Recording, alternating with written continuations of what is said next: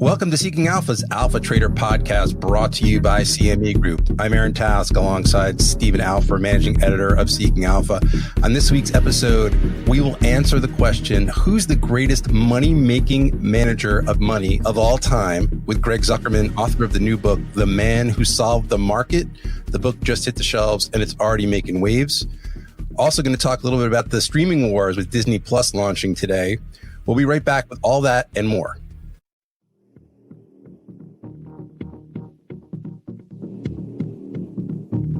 Balance your trading strategy by adding futures. Capitalize on around-the-clock access to highly liquid global markets in a wide range of asset classes with CME Group.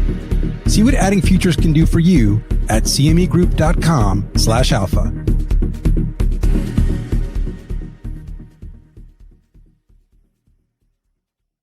Every week on Alpha Trader, we go beyond the headlines and talk about major market trends. And the big market trend in the past week, to me, Stephen, is the reflation trade, quote unquote, maybe back on. Bond yields had a big jump in the past week. The 10-year yield pushing closer towards 2%. I don't know if that 2% is a magic number, but it wasn't that long ago. The yield curve was inverted and everyone was freaking out about recession. And I think we're seeing a big reversal of that trade. What's your take on this? It could be. The yield went from about 170 just after the Fed cut rates a few days ago, and now it's sitting at about 195, which is the highest in about 3 months. So it's a pretty big move. I would note that the Fed funds rate, which is the target is now 1.5% to 1.75%, is no longer the highest rate along the yield curve. So the inversion that everyone was so worried that was predicting recession is pretty much gone away at this point, although it's the curve is certainly flattish. And even at 195, the 10-year yield is still super low relative to where it's been over the past year, 18 months, 2 years. It spent the first half of the year well above 2%, in the 2.5% range. We're still at really low levels. And I would also remember a year ago, it was over 3%. So 195 is a big move from 170, but still pretty low levels. Right. But Stephen, all that matters is the direction on Wall Street. It's not about absolute levels. Yeah, it's less than 3%, but it's up a lot from where it was. And I'm half joking as I say that, but the change in direction I think is notable here. And yes, still low by historic levels. The question is, will it keep going? I think that's obviously, the $64 trillion question, because we've had several guests here on this podcast talk about how the earnings yield in the S&P 500 at 2% is still above the yield on the 10-year. It still is, as we're talking here today, but that it's getting closer to an equilibrium point. And I've heard people already asking this question, are we getting to the point where bonds are going to be competitive with stocks and money is going to come out of stocks and things of that nature? I don't think we're anywhere near there yet. I think this is going to be looked at more as a positive sign. Hey, no recession, maybe gets the juices flowing a little bit. I also note this past week, there was a lot of action on the M&A front. They get animal spirits starting to percolate, I think. Google buying Fitbit. You had Xerox and HP, rumors at least of that deal in the works. The FCC approving the Sprint T-Mobile deal. And that kind of activity, Walgreens talking about going private, that kind of activity to me is the kind of thing that gets animal spirits ignited. And also, if you've been holding a laggard stock for a long time, after you see what happened with Fitbit, you might be thinking, maybe I want to stick to that holding on the hopes that some other big buyer comes along and bails me out of my position. Yeah, who's next? Who's next? I think that's always the $64 trillion question, again, in the span of 2 minutes or less. But yes, that's a big question. I think now a lot of people are looking at, when they're looking at their portfolios, especially any technology hardware stocks, because that's where there seems to be some interest, certainly with these huge players like Google and Apple, Amazon, of course, which brings us to the other big development, I think, of this past week, which was Disney's earnings on Thursday night. Disney's quarter much better than expected. The stock, as we're talking here on Friday, up dramatically after a quarter that a lot of people said really wouldn't matter, because all that matters is the launch of Disney Plus, which launches today on the 12th, the launch of this podcast as well.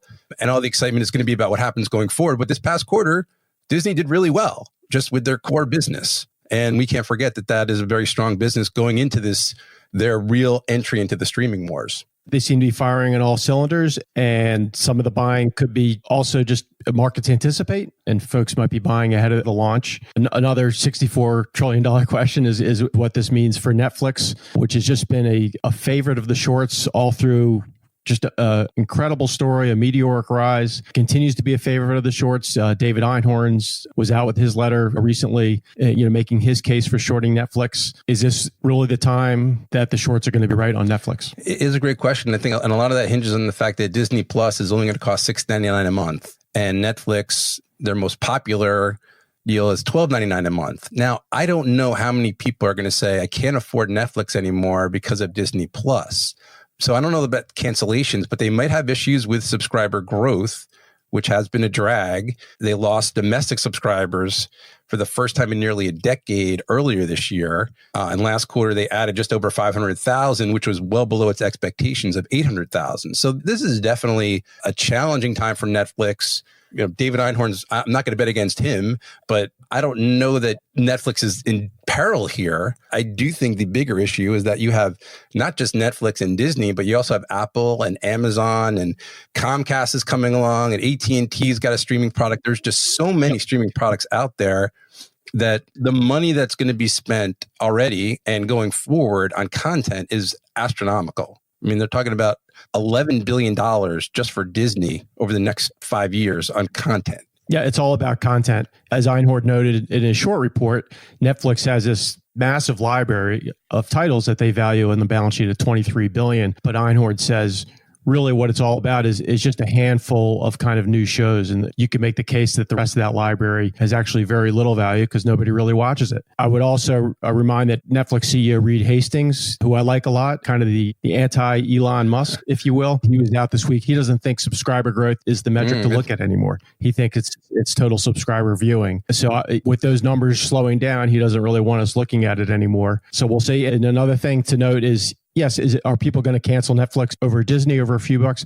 Maybe not. But one of the bull cases on Netflix has been pricing power. Is that pricing power now gone? And Einhorn noted in a filing, Netflix no longer says that they're going to be able to increase. It says we might be changing the price. It's no longer we may be raising the price.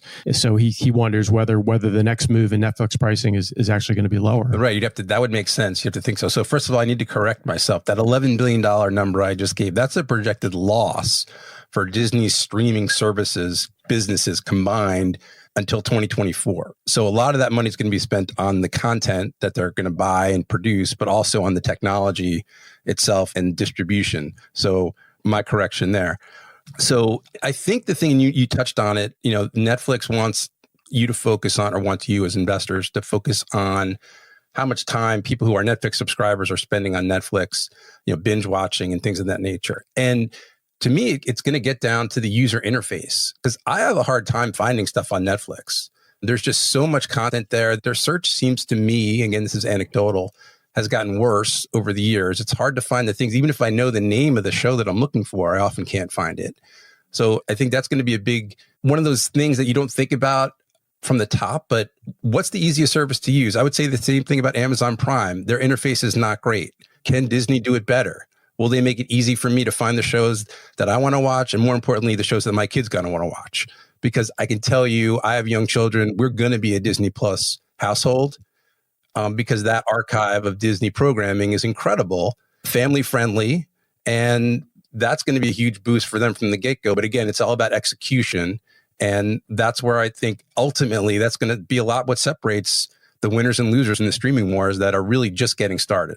It could be. And we could also just be a couple of old guys yelling at the cloud. I have a couple of kids who have never once mentioned to me, Netflix search is terrible, even though I agree with you, it is terrible. And it's the reason I don't watch it. I just find it so frustrating to find stuff where the kids seem to know exactly where to go the minute they click on. They grew up watching Netflix. They don't know from conventional TV unless they happen to walk in the room and see me watching a Phillies game. Yeah, it might be a generational Old guys thing. yelling at clouds. I like that. I think that should be the subtitle of this podcast. Welcome to Old Guys Yelling at Clouds. I'm Aaron Tass with Stephen Alfer. All right. Well, we'll have much more to come in the future going forward about Disney Plus and how that launch goes. But from the initial indications, the street really likes what they're hearing and seeing from Disney. We'll be right back with more with our special guest, Greg Zuckerman of the Wall Street Journal.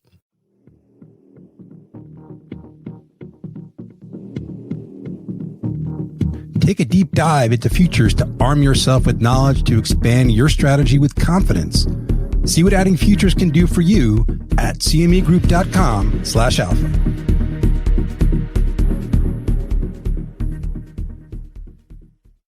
Welcome back to Alpha Trader. We have a special guest today, Greg Zuckerman. He is a special reporter at the Wall Street Journal and the author of several books, including The Greatest Trade Ever, The Frackers, and his most recent, The Man Who Solved the Market, How Jim Simons Launched the Quant Revolution.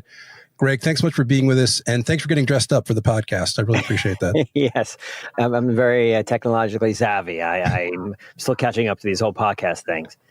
All right, so in all seriousness, if you ask most people, even most people involved in the markets, who the best investor of all time is, you might hear Warren Buffett, maybe Peter Lynch, George Soros. Those are some of the names that would come to mind. But you're making the argument here that it's Jim Simons, that he's the man who solved the market. What's the case there? Sure. So great to be here. Good to be talking to you again, Aaron. The argument is, and I try to be careful, I say he's the greatest moneymaker Wall Street has seen because I don't know how you define what he does. He basically has holding period of about 2 days, sometimes a little shorter, sometimes longer. He's not a high frequency guy, but he ain't a long-term investor. So do you call that investor? Do you call it a trader? I just call it moneymaker. And his returns are better than anyone's. We're talking since 1988. And that's sort of the genesis of this fund. It's called Medallion. The returns are 66% a year before fees. That's which astounding. Is just ridiculous. Yeah. And he invests, he trades differently than everybody else. There's a reason why the returns have been so good. But yeah, those are better than Dalio. They're better than Buffett, better than Peter Lynch, better than Steve Cohen. So that makes him the most impressive, the biggest moneymaker in Wall Street, modern finance history. Now, you say he's not a high frequency guy, but you also said that his holding periods are very short, a day or two. So how do you square that circle? How would you describe what he does? They call it medium frequency. So medium frequency. Okay. Yeah. So what that means is the high frequency guys are trying to get in a millisecond before you and I. Right. And they skim just little bits of profit there, and they do it over and over again. Whereas the Simons and his firm, Renaissance Technologies, they kind of looked into high frequency, and they couldn't really make much money there. It didn't seem that profitable for them. It's not what they really do. What they do is look for short-term patterns in the stock market, other markets as well, and short-term being kind of moments, minutes to month is how people say it internally. And again, it's 2 or 3 days is the average holding period. They will trade more frequently, rapid fire trading, but that's often to put on a position. They'll break up the trade or to take it off. So some people get confused and they think of them as high frequency, but they're not. I'd like to go back to another book that you did, which is The Greatest Trade Ever. And my question is, how did Mike Lewis get the movie deal? That's a sore spot, my friend. Do not go there. Yes. Let's move on to the next one. So let's move on. But Greatest Trade Ever about Hank Paulson, how he... John Paulson. Sorry, John Paulson, right. Different Paulson, right. Not the Treasury Secretary. Right. John Paulson. To me, this book is sort of the greatest trade ever, but it's not about one trade. It's about a whole way of operating in the markets. So it's the greatest trade ever on steroids. Yes, over many years, right. It's a different way of investing, different way of operating, even a different way of managing. To me, it's almost a management book as much as it is investing, but because Jim Simons just took a different approach to building a firm. He hired mathematicians, he hired scientists, he developed a way to hire them, to recruit them, and to put them all on the same page. They work together in a very unique way, different from every other kind of tech company, different from an investment company, and trading in a different way, looking for patterns, they're almost like technical traders, but much, much more sophisticated. They don't necessarily believe in figuring out why a trade is working, and they really were the early ones in big data, embracing this whole idea that you can build predictive algorithms. Back then, we're talking like the 80s and early 90s, Mark Zuckerberg, those kinds of people weren't even finished with grade school. No one was doing that. And now everyone has embraced that Simons pioneering method. So what if anything can the individual investor take away from what Jim Simons and Renaissance Technologies have done? Or is it, if you're not a mathematician, don't even bother? No, I think there are a few things you can learn. Well, one thing is because they and others are so sophisticated and they focus on short term, it's another reminder that the average guy should be investing much more longer term, because Simons, they don't do that much long-term investing. In other words, if you can hold on and not fall for the fear and greed that really upends a lot of individual investors and sophisticated investors as well, you have some opportunity. The other thing is, and it's not just investors can learn from this, I would argue that politicians even and leaders, the Simon story is really a story about the scientific method and using data and not relying on your instinct, not on your gut, not on intuition, not on judgment. And if you look at it, it's almost sad that people on Wall Street are sort of coming around to that view, and more people are trading with a quantitative approach. About 31% of all trading in the stock market is by quants, and they try to embrace the scientific method and not just kind of go with their gut. And we're talking investing and trading. It's important, but it's not that important. Whereas you look at the Fed, you look at the White House, it's all judgments made by instinct and gut. And it's sort of sad to me that the most impressive companies, successful companies today, companies like Tencent, companies like Netflix, Amazon, they all have said, and we can't make decisions on instinct. A lot of it is predictive algorithms and models and mathematical models, which is what Jim Simons and Renaissance were all about years ago. And yet, the more important decisions in our lives affecting society are still made too often by sort of gut instinct. Do we know what the assets under management at Medallion Fund are? So Renaissance runs Medallion Fund. That's the key one. That's the flagship one. That's the one where it's 66% a year. And they're a $10 billion, capped at $10 billion, which is another interesting lesson. People, as you had said, John Paulson, the individual I wrote about in my earlier book, he pulled off the greatest trade ever, $20 billion over 2 years. But after that, he made a huge mistake. The mistake was getting too big, and investors do it over and over again. They say, well, yeah, we know the track record is bad for those people that have assets under management that get too large, but I'm going to be the exception. And time again, they realize they can't. You get too big. You can't even look at Buffett. I mean, Buffett has underperformed for over a decade, and he's just too big. Whereas Simons and Medallion, they've capped the funds at $10 billion. They have other funds they started about a decade or so ago as well. Those are more outside funds. They don't perform as well. They still beat the market, but they don't do as well as Medallion. And those are tens of billions. So as a firm, they manage about $66 billion total. Okay, so they stayed small, they stayed nimble, able to keep returns higher than otherwise.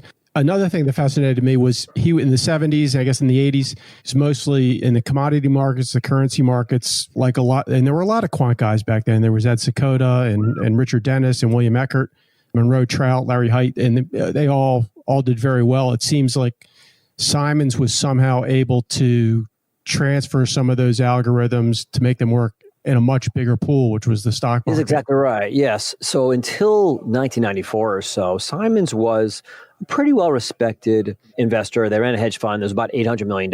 And back then, that's sizable, but it's nothing you can change the world with. And Simons wanted to. People close to him said he wanted to make enough money to have an impact on society. And he does that today. So, but until 1994, they couldn't figure out equities. And you couldn't really build a large firm until you could trade and profit in the stock market, because some of these other markets that they were in are just capped in size or limited in size. Things like, soybeans and some currencies, et cetera. So they were doing currencies, they were doing bond futures, they were doing commodities, but they couldn't figure out equities. And that was really the turning point in the whole firm. And it was really Bob Mercer and Peter Brown, who he brought over from IBM. Interesting group, interesting, colorful characters, and that was the real breakthrough. So that allowed them. Some of these other people you had mentioned, they never really got too large. That was the key. That when they figured out equities, Jim Simons was off to the races, and they could manage billions, billions, and billions, and make billions. Right. So you mentioned he hired Mercer and Brown from IBM, and I always have to stop and think it's Renaissance Technologies, right? It's not Renaissance Capital. It's not Renaissance Investments. How significant is that, the fact that the name of the firm is Renaissance Technologies?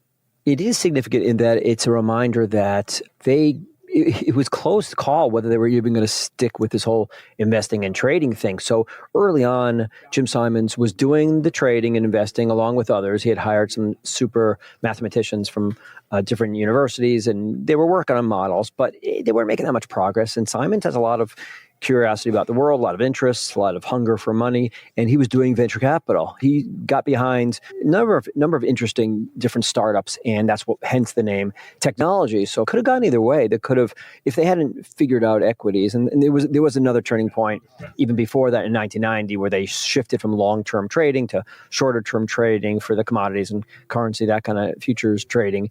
But if they hadn't made it work in 1990, he could have just shifted gears and been just another venture capital guy. guy, hence the name. So it is a reminder that, even though he's the greatest moneymaker in financial history, he's worth $23 billion.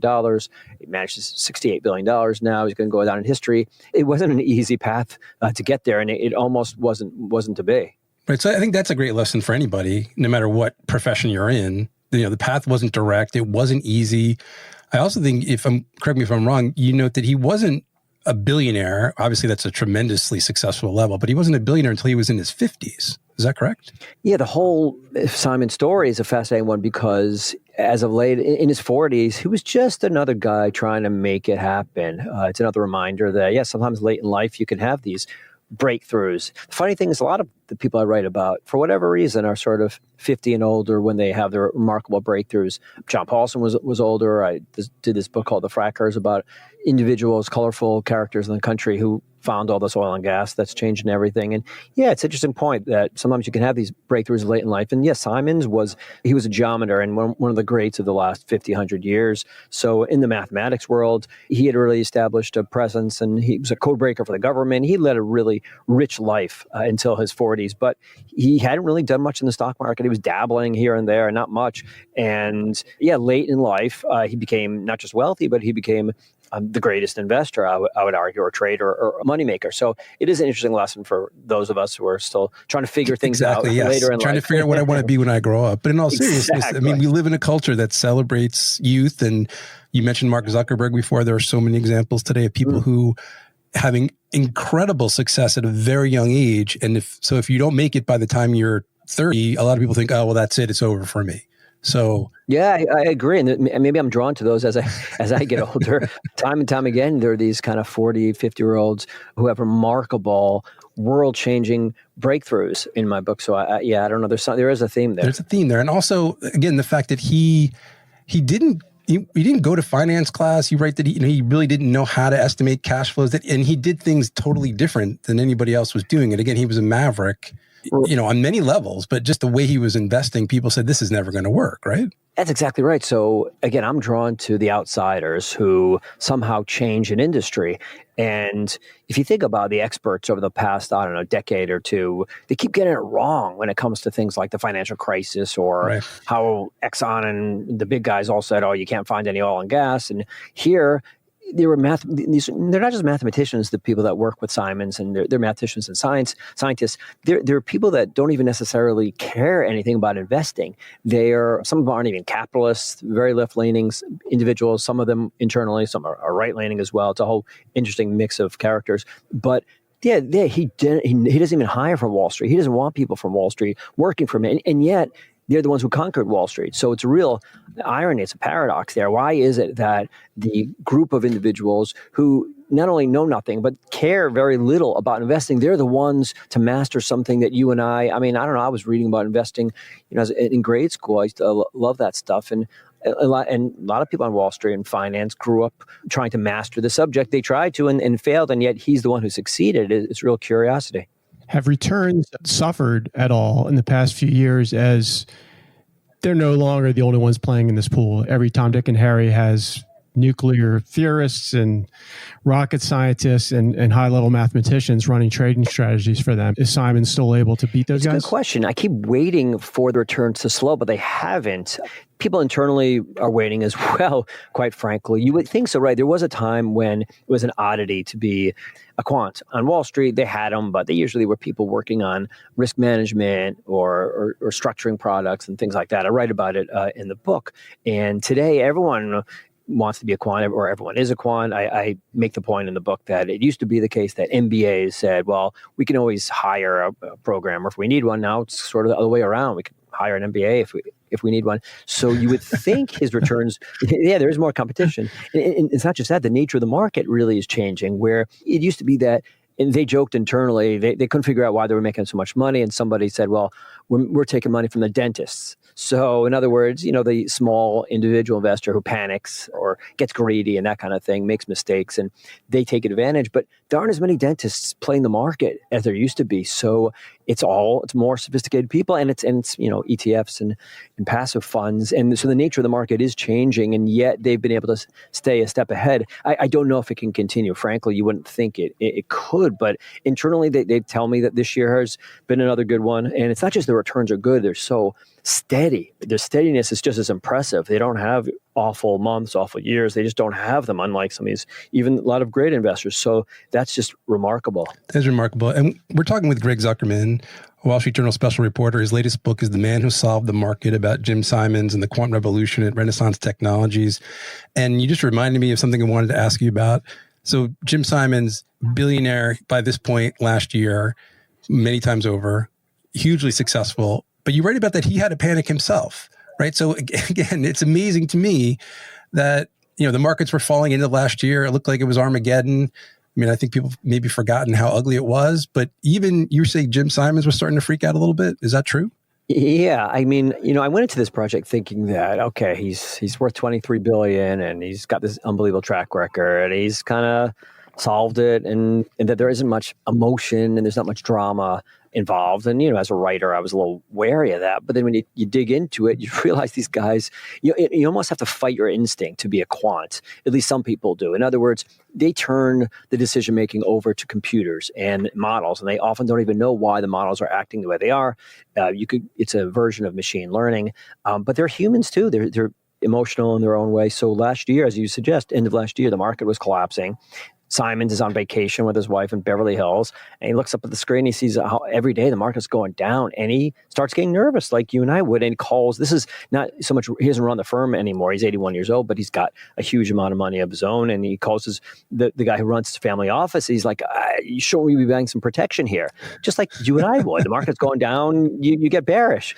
And his advisor said, let's wait a few days kind of thing. But neither of them kind of focused on the irony here. It's just sort of dripping where the preeminent quant, the guy who's the pioneer in turning decisions over to computers or to systems, not using your instinct, avoiding all that, even he sometimes gets nervous and has to fight that instinct or succumbs to it. So it's a nice reminder that even he, falls for these behavioral mistakes that we all do. Yeah, who among us has not? All right, Yeah. And Greg, before we let you go, again, you mentioned these are human beings and there's some emotions here, and Simons and his colleagues are known to be incredibly reclusive, right? Not just shy, but reclusive. Yeah. How did you get to them? What was the secret there? Yeah, it was hard for a long time. So I got a book contract, and I didn't cash it for months because I wanted to be able to give it back, because I wasn't sure I could get to enough people to talk. And then slowly but surely, people did. And I think, honestly, it's people I think a good story just wants to come out. It's one of my theories in life. And they weren't supposed to talk, but they couldn't help themselves because they wanted to share the experience they went through. Yeah, they're secretive. They've signed these 30-page non-disclosure agreements, but I think they also are aware they've gone through something, they've experienced something that's pretty historic. And I think they wanted to, off the record, share some of those thoughts. I was appreciative that so many people did talk to me. Right. And you talked to Simons himself, though, correct? Yeah. So even he agreed to sit down. He wouldn't talk about the firm's trading, their secrets, anything like that. But he was generous with his time talking about mathematics, his early life. And he has a really rich early life. Even if he hadn't invested a dime in the market, I think he'd be worthy of a book because he's a groundbreaking mathematician. He started a department and had all these interesting dramas at Stony Brook, and he broke code for the government. It was in the Cold War against the Russians. And even lately, what he's doing with his philanthropy, they're doing all kinds of interesting things, trying to figure out the beginnings of time. And is there evidence of the Big Bang, autism research, mathematics, education around the country. He's subsidizing teachers in New York City, New York State. He's doing a really interesting thing. So I appreciate it, and I thank him for spending a lot of time with me talking about that which he was okay talking about. All right. Well, we appreciate you spending your time. Again, Greg Zuckerman, the book is The Man Who Solved the Market. It just came out, but it's already on everybody's short list for Book of the Year. Greg, thanks so much. Oh, thanks. Great to be here. It's a great book. As you guys know, this interview was arranged on short notice. I downloaded it on my Kindle last night, read about half of it up until the time I just plumb fell asleep. It was a great book. I can't wait to read the rest tonight. Enjoy the rest of the way.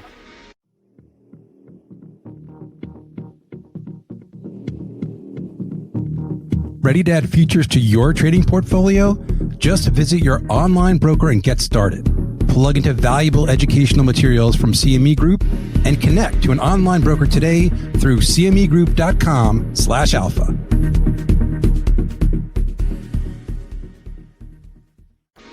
Thanks for listening to Alpha Trader. Be sure to subscribe to this podcast on Apple Podcasts, Google Podcasts, Spotify, and Stitcher. If you are enjoying our show, we would greatly appreciate you leaving a review on Apple Podcasts, as it will help other investors find the podcast. Thanks for listening, and we'll see you next time, where we'll have another great guest or two on Alpha Trader. A brief disclaimer. This podcast is for entertainment and educational purposes only. Nothing said here should be taken as investment advice. All opinions expressed on this show are the individual's alone.